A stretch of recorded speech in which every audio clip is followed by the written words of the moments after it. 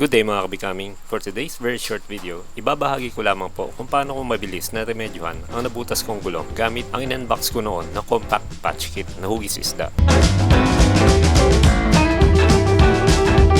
Noon, inay-demo ko lang kung paano gamitin. Pero this time, ay actual na natin gagamitin dahil totoo may butas ang aking gulong. So heto po ang 7 quick steps gamit ang patch kit na ito. Mas mabilis ito kaysa dati.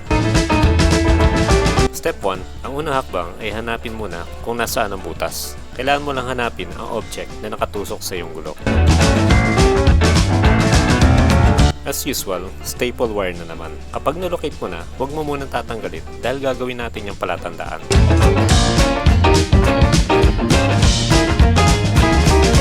Step 2, ilabas ang bahagi ng inner tube na may butas gamit ang tire levers.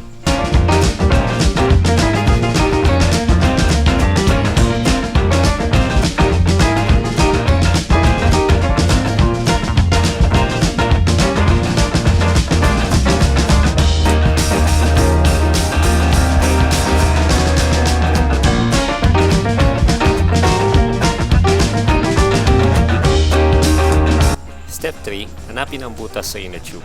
Looking at the staple wire na nakabound sa gulong, matatagpuan mo sa tapat nito ang butas sa inner tube.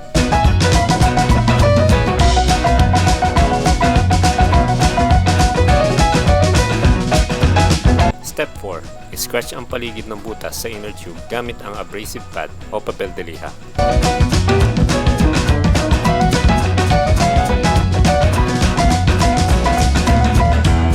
Step 5, gamit ang pre-glued o self-adhesive patch, pwede na nating tapalan ng butas.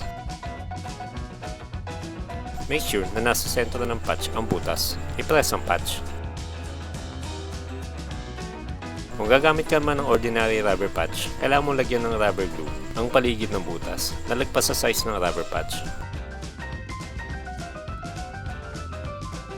At maghintay ng 5 minuto bago itapal ang patch. Yan talaga ang advantage ng self-glued patch. Hindi mo na kailangan maghintay ng ilang minuto. Patch agad. At this point, ay maaari na natin tanggalin sa gulong ang nakabaon na staple wire. Step 6. Ibalik ang inner tube sa loob ng gulong. Gamit ang tire levers, ibalik na ng maayos ang tire sa rim.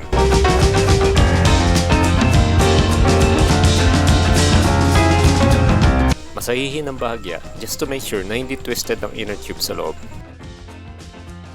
Step 7. Bombahan na natin ang gulong.